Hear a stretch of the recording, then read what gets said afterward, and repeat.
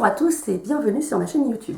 Je me suis absentée pendant 1 mois et demi, j'avais besoin d'une coupure et de retrouver mes proches et ma campagne en Corse. Voilà, donc ça y est, je suis de retour. Sur votre demande, aujourd'hui, j'ai décidé de vous raconter simplement une anecdote qui m'est arrivée il y a des années et qui est en lien avec la dernière vidéo qui concernait les signes et les coïncidences. C'était il y a un peu plus de 10 ans maintenant. C'était le salon de la voyance à Marseille. C'est un endroit où je ne voulais pas aller spécialement. J'y suis allée pour accompagner une amie à moi. Et je ne savais pas trop ce qui s'y passait dans ces salons. Ça me paraissait très abstrait à l'époque. J'ai pas voulu trop regarder ce qui s'y passait. J'y allais avec un gros a priori assez négatif sur ce genre d'endroit. Et je pensais vraiment que c'était un lieu où il y avait beaucoup de charlatans, voilà, ce qui ne veut pas dire qu'il n'y en a pas, hein, mais je ne sais pas. Et donc j'étais quand même dans un jugement assez strict de ce genre de salon.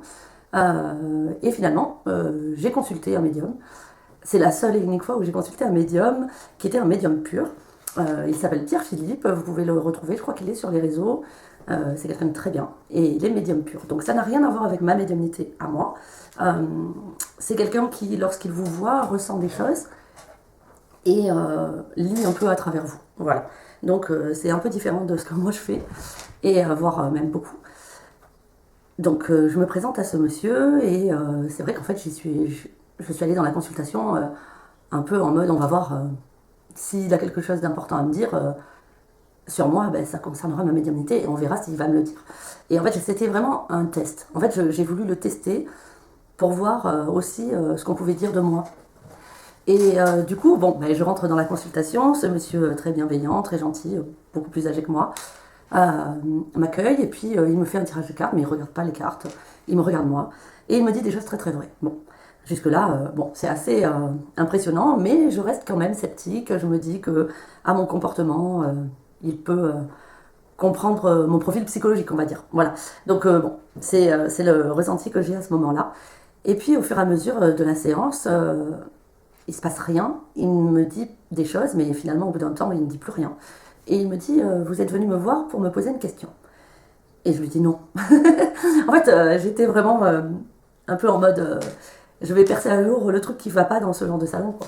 Et il me dit si vous êtes venu me poser une question et tant que vous ne la poserez pas, je n'y répondrai pas. Et là d'un seul coup ça m'a mis dans un état de stress et je me suis dit mais quelle question? J'ai pas de question, je sais pas pourquoi je suis là, je sais même pas pourquoi j'ai fait ça. Enfin, à ce moment-là, je me trouve un peu idiote et je me dis, mais je vais sortir de cette consultation le plus vite possible. Et en même temps, je me dis, peut-être que j'ai quelque chose à lui demander, mais quoi? Et en fait, rien ne me vient, mon cerveau est vide à cet instant-là. Et puis, je lui dis, non, non, je vois pas, j'ai rien à dire. Et du coup, il me dit, bon, ben, avant de terminer la consultation, je vais vous dire des prénoms qui me viennent et qui sont des prénoms de personnes qui vont être ou qui ont été importantes pour vous. Et ça peut être des personnes juste qui interviennent en un éclair dans votre vie, comme des personnes qui peuvent être présentes dans du long terme. Et donc, je dis très bien. Et là, il me dit simplement, si ça vous parle, vous me dites oui, si ça ne vous parle pas, vous me dites non. Donc, il me sort 2 prénoms. Et il me dit, je vais vous dire Georges, donc je lui dis non. Et il me dit Pascal, je lui dis non. Donc là, je lui dis que bah, on arrête la séance, hein, voilà, j'ai plus rien à dire. Et du coup, je me lève. Et là, ce monsieur me demande, enfin, il me fait une demande particulière, mais ça, on va pas là-dessus. Et puis, enfin, quand même, il me demande si je peux lui rendre un service. Donc là, je suis un peu surprise. Et je lui dis, oui, dites-moi, enfin, voilà, je voulais savoir ce qu'il voulait. Et il me demande, est-ce que vous pouvez me prendre dans vos bras? Et du coup, ben, je lui dis oui. Et donc, je prends ce monsieur dans mes bras. Et il me dit, parce que vous avez énormément d'énergie, et moi, je suis complètement déchargée. Donc, ben, je le prends dans mes bras, il me remercie. Et puis, je vais partir. Et d'un coup, ça me frappe, et je me dis, mais attends, je suis venue ici pour savoir un peu ce qui se passe dans ma vie. On me dit que je ne suis pas folle, mais j'ai toujours le doute à ce moment-là, à cette époque-là, vis-à-vis de ce que je vivais.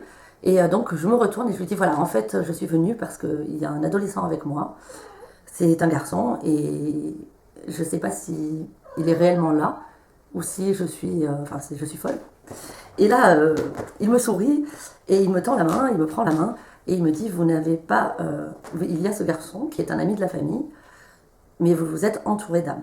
Et donc je me dis wow, ok, et donc il me parle de ma protectrice, hein. Voilà. Et à ce moment-là, je suis un peu émue. Je comprends que ce monsieur voit aussi les âmes qui sont avec moi. Donc c'est quand même déstabilisant à ce moment-là.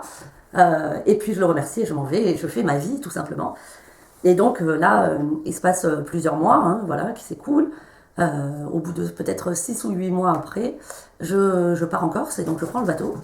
Donc le bateau, c'est une traversée de nuit de Marseille. Et donc moi, j'avais pris l'habitude de noter dans un cahier, dans un carnet, absolument tout ce qui m'arrivait en termes de médiumnité. Voilà. Donc même les rêves, etc. Et du coup, là c'était le soir, il devait être 22h, 23h. Et je suis en train d'écrire dans mon carnet, sur le pont du bateau, ce qui s'est passé donc la semaine qui vient de s'écouler. Et donc je retranscris le plus fidèlement possible pour avoir des traces de tout ça et pouvoir m'en rappeler avec les dates, etc. Et là, un monsieur arrive et c'est un monsieur qui a peut-être une trentaine d'années de plus que moi. Et je me pense tout de suite de façon négative et je me dis oh non, non, non, non, non, je veux pas du tout me faire draguer par un gros lourd sur le bateau, parce que ça arrive fréquemment sur les bateaux. Et je me dis, je le regarde pas, je l'ignore, je fais comme si de rien n'était. Ce monsieur s'approche de la table et du coup, le stress monte en moi. Je l'ignore, je continue à écrire et là, il me dit, est-ce que je peux m'asseoir? Et moi, là, très très bêtement, en fait, je veux pas qu'il s'assoie et je lui dis verbalement oui. Donc à ce moment-là, dans ma tête, c'est un peu bon, pourquoi j'ai dit oui? Et du coup, je l'ignore et je me dis, je vais faire comme s'il voulait partager la table avec moi, tout simplement en fait. Et donc, je continue à écrire, etc. Et là, il me dit, vous écrivez drôlement bien, vous êtes médecin.